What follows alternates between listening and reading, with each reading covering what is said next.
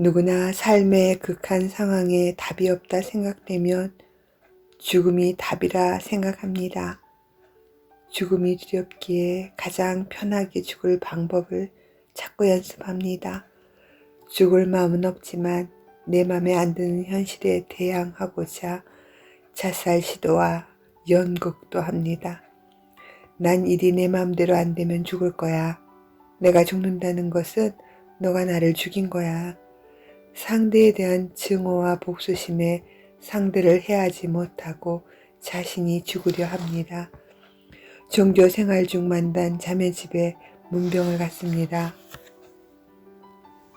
그녀의 남편은 우리 아이들 초등학생 때 동네 태권도장을 경영하던 사범이셨습니다.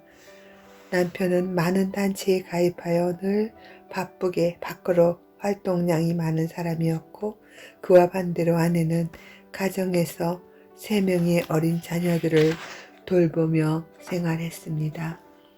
그녀는 늘 외로워 보였습니다. 깊은 우울증에 시달렸습니다. 집을 방문하면 힘없는 얼굴로 사는 게 힘들다 자주 울었습니다. 어린 연령생 세 아이들의 보살핌도 손 놓은 채 아이들이 끼니를 제때 해결하지 못하는 일이 빈번한 생활에 교회에서 안타까운 사연을 접하고 구역마다 돌아가며 도움을 주기도 했습니다.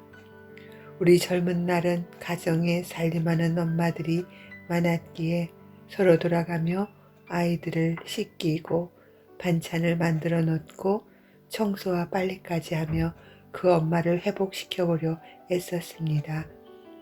남편은 아침 조기 축구부터 시작되는 일과는 저녁 12시 안에는 집에 안 들어오는 시간표를 갖고 살았습니다. 태권도장 아이들 반은 체육교사들에게 맡기고 저녁 성인반만 관리했습니다. 깊어가는 아내의 우울증에 남편도 지쳐가고 살림도 자녀들도 방치된 채 결혼 생활의 위기가 찾아왔습니다. 거기에 위로차 조금씩 마시던 술에 젖어 들던 아내를 여러 병원에 데려가 치료해 보려 노력해도 약 기운에 잠만 잘 뿐 아내는 치료되지 않았습니다. 남편은 답답한 심정을 술자리에서 눈물을 보였답니다. 아이들이 불쌍해 자기라도 정신 차려야 하는데 아내는 약 기운, 술 기운이 떨어지면 자살 충동에 자녀들이 안전이 불안하다며 괴로워 울었습니다. 병원 입원도 거부하고 점점 더 심해진다 했습니다. 언제부터 아이 엄마는 술을 못 마시게 하니 음식을 거부하기 시작했습니다. 주위 이웃들이 어린 아이들을 봐서라도 식사를 해야지. 자네가 이러면 남편이랑 아이들을 어쩌려 그러냐며 그 병든 가슴에 더 큰 죄책감과 절망을 줍니다. 어느 날 우연히 만나 깊은 대화를 했습니다. 그녀는 알라틴 자녀였습니다. 그녀는 알코올 중독이 있는 친정집에서 자란 상처 입은 알라는 가족이었습니다.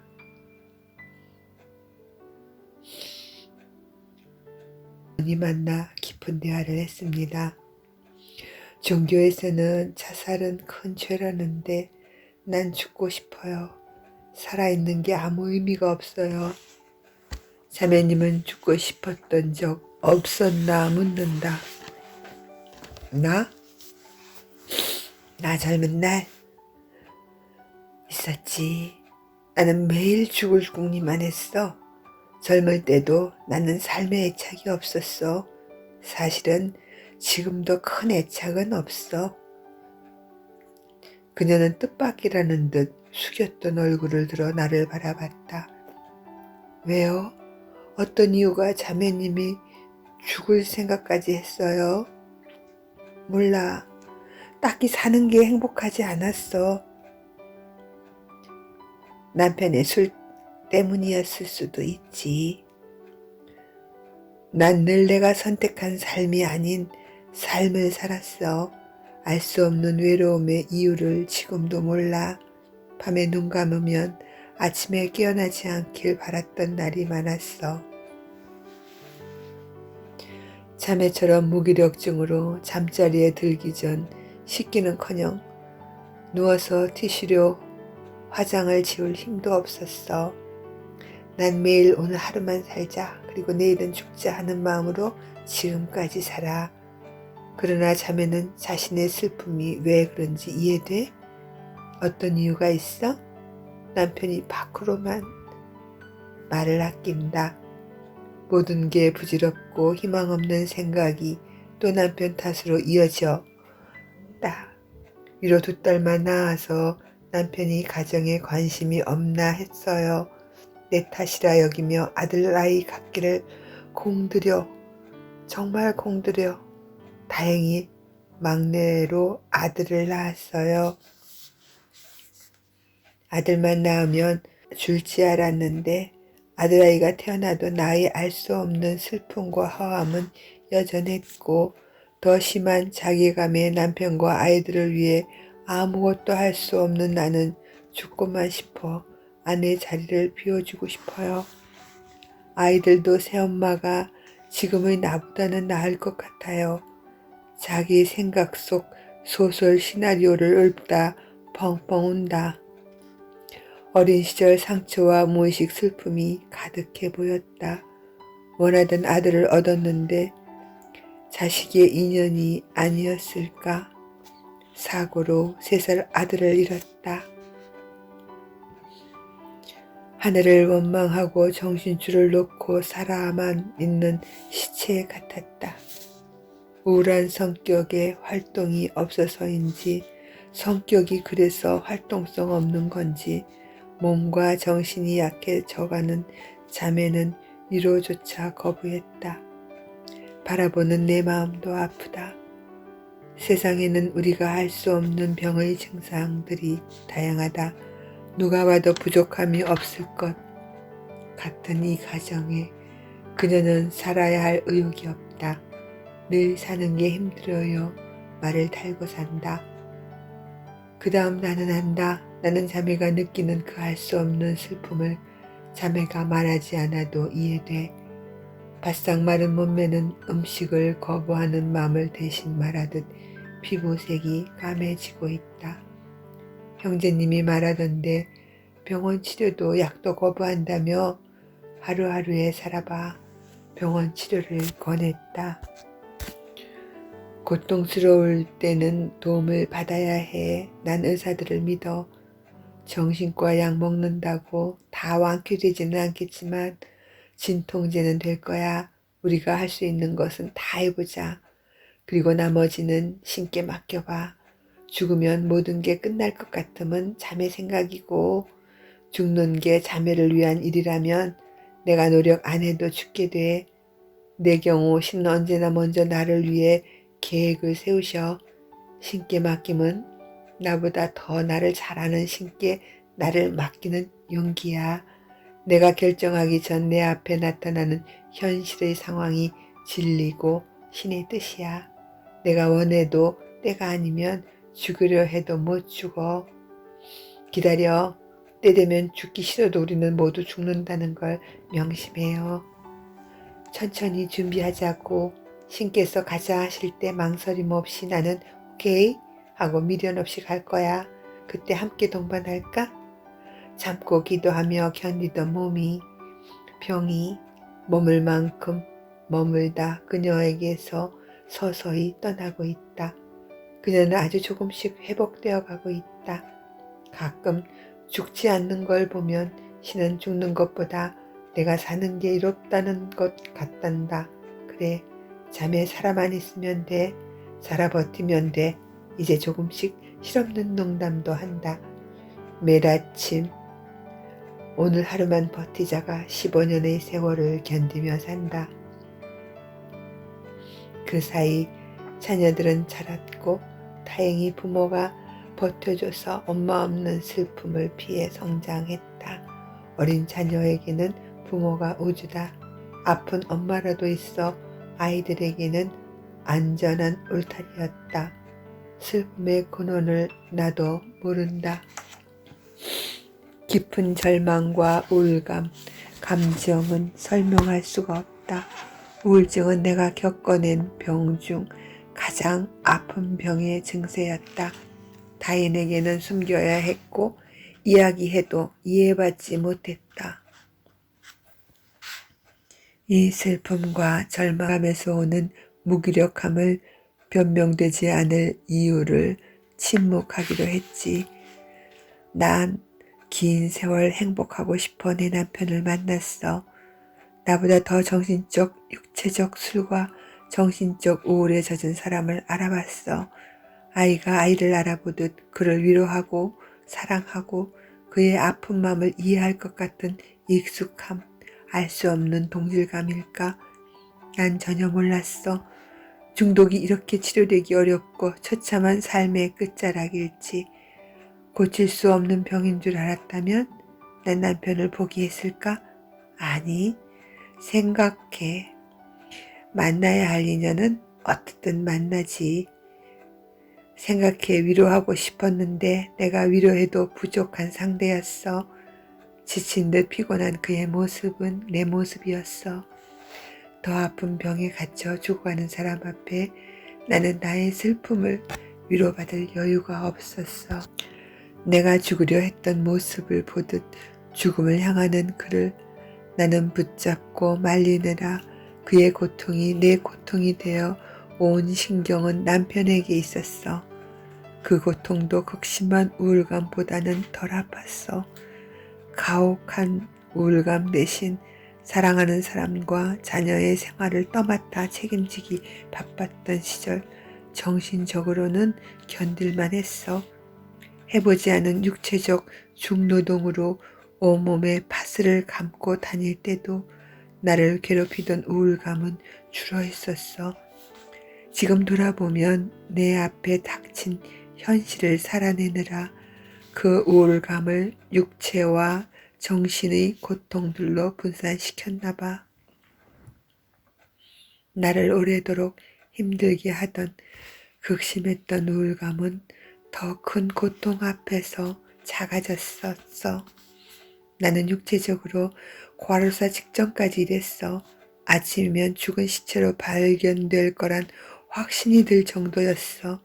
내가 생계를 위해 움직일 때는 오로지 절박함이었어. 하루를 안 움직이면 도미노처럼 받침이 무너지는 상황에 직면했어. 내 삶은 정신적, 육체적인 고통의 끝자락에서 버티는 시간이었기에 내 노동은 해도 안 해도 될 여유를 주지 않았어. 내 의지와 상관없이 내 몸이 빠져나올 수 없는 톱니바퀴에 끼어 자동으로 움직이는 인형 같았지. 내가 죽어야만 기계가 멈출 것 같은 극한의 인내로 때론 정신줄 놓고 무의식적으로 죽어야 했어. 무의식적으로 움직여야 했어. 그때도 알았어.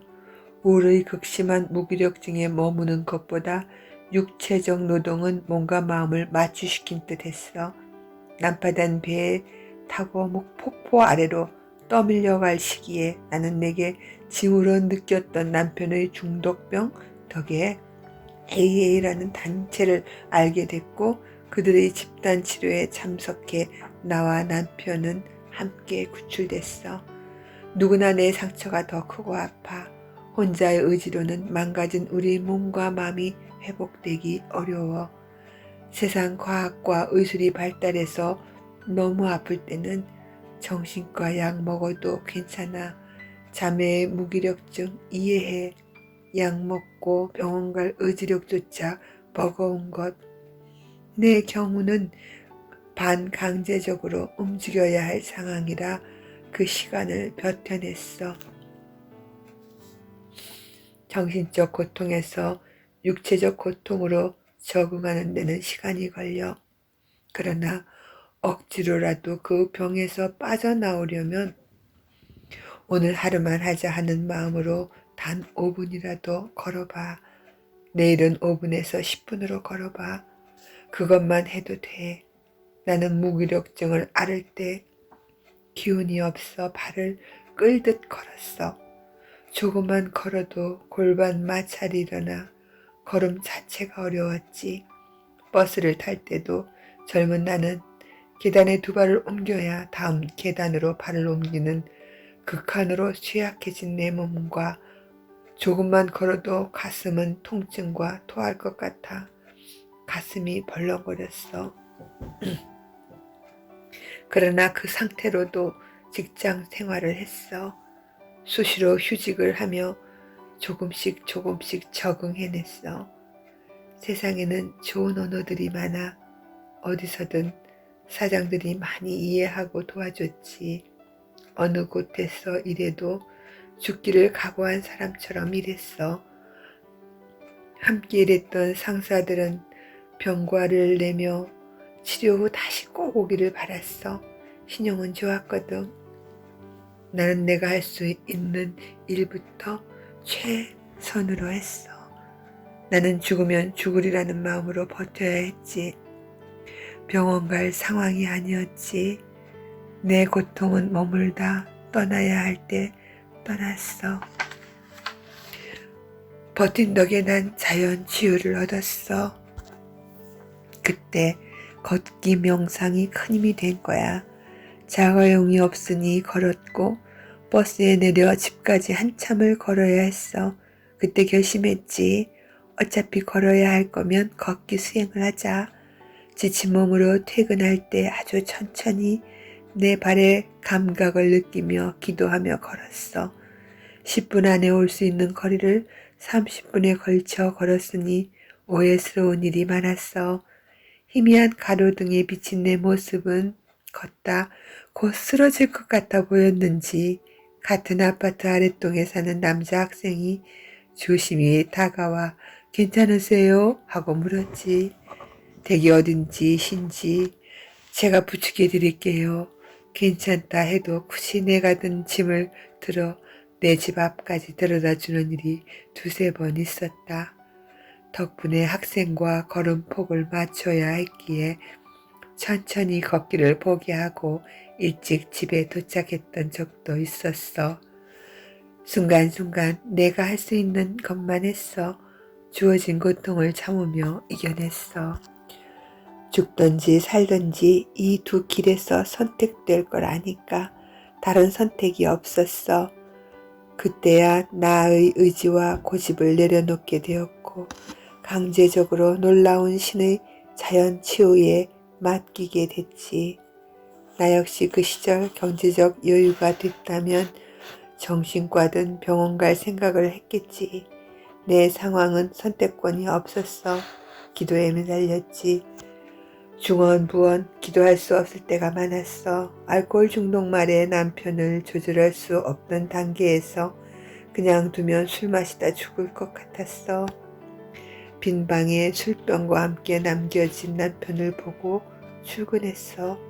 말릴 수 없었기에 내가 퇴근하고 집에 도착할 때는 밥 시간에 한 번씩 주위 눈을 피해 전화로 남편의 목소리 상태를 확인해야 했어. 혹 통화가 되지 않으면 퇴근까지 일손이 잡히지 않았어. 마시는 술을 강제로 말리면 강제력이 풀릴 때 못 마셨던 것까지 다시 마셨다는 걸 알아. 여러 사례들을 임상을 통해 알고 있었어. 나는 두려웠지만 알코올에 나도 남편도 무력하다는 걸 알았어. 가족들은 알코올에 대한 지식이 부족해 환자를 돕기 위해 입원시키는데 환자는 극히 오해로 나를 내 의지와 상관없이 병원에 감금한 걸로 오해해. 여러 번 반복적 입원과 퇴원을 한 사람들은 가족에게 깊은 원한을 갖고 있는 분들이 많아. 나를 위한 입원이 아닌 나를 짐승 취급해 자유가 없는 수용소에 강제적으로 가뒀다 생각하거든. 절망감, 모멸감을 느끼지. 병원이나 기도원에 되풀이 강제 입원시켜 술을 못 먹게 하든 중독자가 조절 못하고 술 먹다 죽던 중독자 자신이 도움을 요청할 때까지 지켜보는 인내는 사랑하는 남편을 죽음으로 내모는 것 같은 고문 그 자체였어. 내 삶에 견디기 힘든 고통의 시간이었어. 중독자 가족들은 그 중독자가 도움을 청할 때까지 그 모습을 지켜봐야 하지만 가족은 고통스러워서 못 기다려 바로 병원에 입원시키고 치료시키지. 알코올 환자가 원해서 간 병원이 아니기에 대부분은 그 안에서 술을 못 먹으니 몸은 건강을 회복해 정신적으로는 더 황폐해져서 병원에 입원시킨 가족들에 대한 분노만 키우게 돼 퇴원과 동시 자동적 무의식으로 병원 앞에 있는 술집으로 바로 향해 일시적 금주였기에 병실에 있는 동안 못 마신 양까지 의지와 상관없이 마시게 됩니다. 어떤 일이든 강제적 단주는 재발이 반복됩니다. 그래서 AA 단주 모임이나 가정 모임 알라논에서 지혜롭게 먼저 치료하고 회복된 선배 멤버들이 그들을 돕습니다. 알코올 중독은 병이라는 것, 가족이나 환자는 알코올에 무력하기에 치료되기 위해서는 치료된 선배들을 통해 치유의 프로그램을 실천해야 함을 알려주고 그가 자신이 병들었음을 인정하고 회복하길 바라야 합니다. 중독자나 가족들의 지혜 없는 행위는 아무리 그 의도가 환자를 위한 행위일지라도 역으로 더 악순환에 빠지게 됩니다. 가족들은 술을 마실 수 없는 병원에 있는 동안은 술에서 그를 보호한다 생각합니다. 병원에 강제 입원시키는 것이 그의 목숨줄을 연장하는 거라 믿습니다. 본인이 끊겠다는 의지가 있을 때만 치료가 시작됩니다. 본인이 알코올에 무력하다 인정을 하든 못하든 그가 조절할 수 있든 못하든 우리 노력 의지와는 상관이 없습니다. 오직 신과 환자에게만 선택권이 있는 것 같습니다. 우리는 우리만 바꿀 수 있습니다. 나와 남편은 병원 치료비가 없어 병원 치료를 못 받았습니다. 병원 치료가 유일한 해결 방법이었다면 병원을 못 가서 죽어야 했다면 우리는 죽었겠죠. 가난했던 우리는 그 상황에서 마지막 희망으로 남편은 AA 프로그램에 나는 알라논 가정 모임의 프로그램에 매달렸습니다. 우리를 이 AA에 인도하신 신의 뜻에 따라 몸과 마음 또한 영적 믿음까지 새로 고침으로 살아났습니다.